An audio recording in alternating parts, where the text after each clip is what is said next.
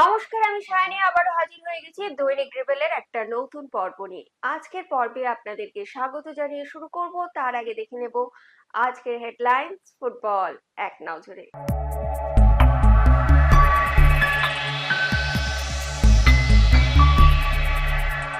সবুজ মেরুন অনুশীলনের যোগ অময় রানাওয়ারে। শুরু হলো খেলো ইন্ডিয়া ট্রাইবালস পুরুষ দলের ট্রায়াল।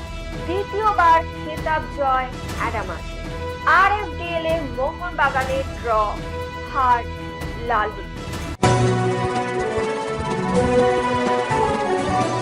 কেরল ব্লাস্টার্স থেকে টানা 3 মাসের লোনে সবুজ মেরুনে যোগ দিয়েছেন লোবেরার পুরনো ছাত্র অময়।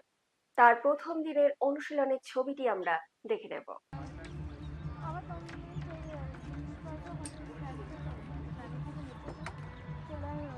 ভাই যে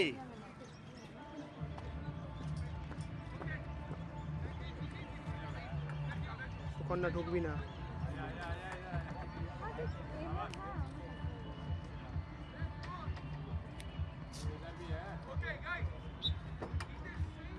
খেলো ইন্ডিয়া ট্রাইবাল গেমস, এই টুর্নামেন্টে অংশগ্রহণকারী বাংলা দলের ট্রায়াল শুরু হলো।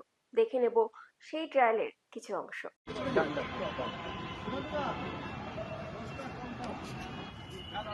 পাঠাবি? তোকে পাঠাবো বলেই করছি।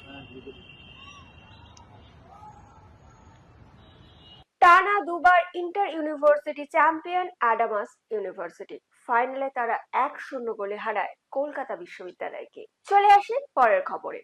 RFDL এ আজ মোহনবাগান সুপার জায়ান্টস ও ইউনাইটেড স্পোর্টস এর খেলাটি 2-2 গোলে ড্র হয়। অন্যদিকে ডায়মন্ড হারবার FC 1-0 গোলে হারায় ইস্ট বেঙ্গল FC কে। আমাদের একটাই টার্গেট ছিল, আমরা গ্রুপ চ্যাম্পিয়নের নেক্সট স্টেজে যাবো। তা আমরা ওটাই প্রথম থেকে আমাদের মোটিভ ছিল যে যাই হয়ে যাক আজকে ম্যাচ থেকে 3 পয়েন্ট নিয়েই উঠবে। এটাই আমাদের মোটিভ ছিল, কোচ আর কিছু না, এটাই বলেছিল। তুমি এই মরশুমে অনেকগুলো গোল পেয়েছো, তো সেখান থেকে নিজেকে কি মেন্টাল পরিস্থিতি, মোটিভেশনটা কি লেভেলে রয়েছে? মোটিভেশন আমি প্রত্যেক দিনই মাঠে নামি, ম্যাচে নামি, সবসময় চেষ্টা থাকে যে প্রত্যেক দিন ম্যাচ শেষে যেন আমার নামে গোল থাকে। তো আজকের ম্যাচেও আমি গোল করতে পারতাম, কিছু চান্সে মিস হয়েছে, ওটা নিয়েই ভাবছি যাতে নেক্সট ম্যাচে ওটা না হয়, এটাই এখন। পরের রাউন্ডে হয়তো তোমাদের মোহনবাগানকেও ফেস করতে হতে পারে, তো সেই ম্যাচ নিয়ে বা পরের রাউন্ড নিয়ে তোমরা কতটা প্রস্তুত? সবে এই রাউন্ড শেষ হলো, এখন সবাই এনজয় করছে, এখন ওই দিকেই সবার ধ্যান আছে যে এখন এই সময়টাকে এনজয় করবে, নেক্সট স্টেজে আবার যখন যাবো তখন সেটা নিয়ে করবো। তোমরা যদি দেখো, আমরা থ্রু আউট এই যে RFDL এর সিজনটা আছে, আমরা কিন্তু ভালো ফুটবল খেলার চেষ্টা করেছি। আগে হয়তো ইস্ট বেঙ্গলের সাথে আমরা জিতিনি, কিন্তু আমরা কিন্তু ক্রমাগত চেষ্টা করেছি ফুটবলটা খেলা, যাতে বল রেখে রেখে খেলা যায়, বেশি বল পয়সা নিজেদের আন্ডারে রাখা যায় এবং একটা দৃষ্টিনন্দন ফুটবল যাতে খেলা যায়। তো সেটা আজকে এসে আমরা রেজাল্ট পেয়েছি। আমরা খুব বেশি উচ্ছ্বাসিত হতে চাই না, কারণ ইস্ট বেঙ্গল এর আগে আমাদের অনেকবার হারিয়েছে, যেদিন হয়তো 7 বার এর আগে হারিয়েছে, যেদিন আমরা 7-7 করতে পারবো সেদিন উচ্ছ্বাস করবো, কিন্তু আপাতত আমরা খুশি। কি পরিকল্পনা নিয়ে নেমেছিলেন, ছেলেদের কি বলেছিলেন? আমরা একটা ইস্ট বেঙ্গল, মোহনবাগান, রাজস্থান এদের গ্রুপে থেকে টপ করাটা আমাদের কাছে কিন্তু একটা বিশাল বড় প্রাপ্তি। তো সেই জায়গায় আমাদের কাছে একটাই টার্গেট ছিল প্রথম দিন থেকে, যে আমরা গ্রুপ টপার হতে চাই, হয়ে ফাইনাল রাউন্ডে যেতে চাই। তো সেটা আজকে আমরা কমপ্লিট করতে পারে আমরা প্রতিপক্ষকে কিভাবে দেখলে? প্রতিপক্ষকে কিভাবে দেখলে? টু বি অনেস্ট, তুমি যদি লাস্ট ওদের পারফরমেন্স দেখো, আমার মনে হয় যে RFDL সিজন স্টার্টের ফার্স্ট ম্যাচটা ওরা হেরেছিল, এই আজকে ওরা হারবে। এর আগে কিন্তু ওরা হারেনি, ইভেন দুটো ডার্বি ওরা জিতেছে। কিন্তু আমার সবসময় মনে হয়েছে যে আমাদের ছেলেরা বেটার ফুটবল খেলতে পারে ওদের থেকে, তো সেটাই ছেলেদের বোঝানোর চেষ্টা করেছিলাম, আজকে সফল হয়েছে। এরপরের রাউন্ডে কিভাবে প্রস্তুতি নেবেন, কিভাবে কি পরিকল্পনা রয়েছে আপনাদের? আমরা যেহেতু গ্রুপ টপার হলাম, হয়তো আমরা শিলংয়ে যাব, আর 1 আর 3 মোহনবাগান আমাদের সাথে যাবে। তো দেখো, ইন্ডিয়ার টপ 12 টিমের সাথে পার্টিসিপেট করতে হবে, তো সেখানে নিজেদের বেস্টটা যদি আমরা না দিতে পারি, রেজাল্ট পাওয়া খুব মুশকিল।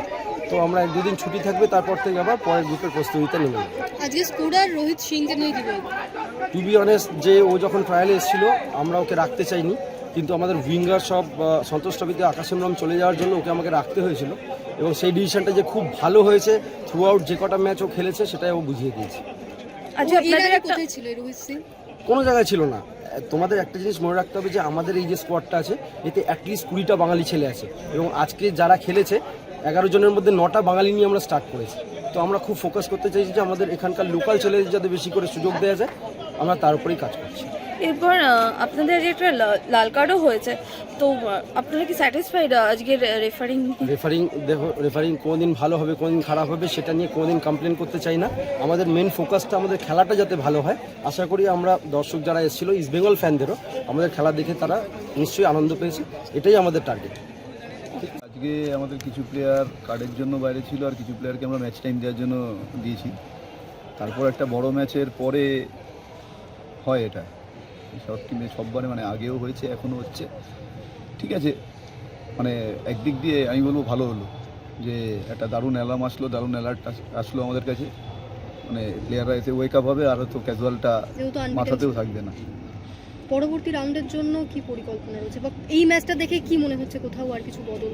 না, মানে অনেক জায়গাতেই তো প্রবলেম আছে, তবে আজকে অনেকগুলো ছেলে নতুন এসছে বলে মানে এই East Bengal jersey East Bengal team accustom হতে একটু সময় লাগে ওদের। তা একটু সময় পেলে হয়ে যাবে। আর এখন তো অনেকখানি সময় মানে পাবো, 10-12 দিন সময় পাবো। আমরা আমাদের ভুলগুলোকে রেক্টিফাই করার চেষ্টা করবো। দেবজিৎ রয়ের ব্যাপারে যদি বলেন, ওই ইনজুরিটা কি কতটা হ্যাঁ, গুরুতর? দুটো আমাদের আজকে সাবস্টিটিউশনও গন্ডগোল হয়ে গেল। দেবজিৎ আর পাঁচজলও মাথাটা একটুখানি মানে লেগেছিল, ওর জন্য একটুখানি বলছিল সামনে অসুবিধা হচ্ছে বিছানে। যাই হোক, এই দুটো সাবস্টিটিউশন যদি না হতো তাহলে অন্যরকম হতে পারতো। দেবজিতের কন্ডিশনটা এখন কিরকম? দেবজিতের মনে হয় ফ্র্যাকচার হয়েছে রিস্টে, মনে হয় যা শুনলাম এখন পর্যন্ত। প্রজ্জ্বল ঠিক আছে, প্রজ্জ্বল ওই মানে ওর একটুখানি মানে সকাল থেকে শরীরটা খারাপ ছিল, বলেনি।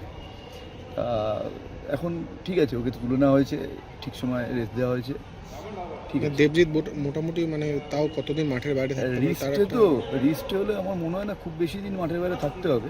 দেখা যায় এখন ডাক্তার কি বলে। ইস্টবেঙ্গল যখন প্রথম ম্যাচটা নামলো কোয়ালিফায়ারে, সেই ম্যাচটাও হেরেছিল, আজকে হেরেই শেষ করলো। Last match শেষ। আর প্রত্যেকটা ম্যাচ জিতে 1 নম্বর পজিশনে ছিল, কিন্তু আজকের ম্যাচটা হেরে 2nd পজিশনে চলে গেল। তো কি বলবেন এটা নিয়ে? না, কিছু বলার নেই। 1 নম্বর আমরা লাস্ট 3 বছর জোনালে 1 নম্বরই ছিলাম, এবছরই আমরা বাজেভাবে সেকেন্ডে গেলাম। রাখাটা উচিত ছিল। যাই হোক, এটা part of parcel of the game, হতেই পারে। তুমি রোজ ভালো খেলবে না, রোজ জিতবে না। খুব ভালো হয়েছে যে এরকম একটা সময় যেখানে আমাদের কোনো চাপ নেই, পরের রাউন্ডে চলে গেছি, সেখানে হেরেছি। এটা আমাদের কাছে হয়তো মানে আমাদের অ্যাওয়েক করবে, প্লেয়ারদেরও জাগিয়ে তুলবে মনে হয়। আজকের ভিডিওটি যদি আপনাদের ভালো লেগে থাকে তাহলে কিন্তু অনেক অনেক শেয়ার করে দিন এবং আমাদের ফেসবুক পেজটিকে ফলো করে দিন। বাংলা ফুটবল এরকম আরো খবর জানার জন্য আমাদের ইউটিউব চ্যানেলটিকে সাবস্ক্রাইব করে বেল আইকনটি প্রেস করে দিন। আজকের মতো আমি এখানেই বিদায় নিচ্ছি। আবার আপনাদের সঙ্গে দেখা হবে আগামীকাল একটা নতুন পর্ব নিয়ে। শুভরাত্রি।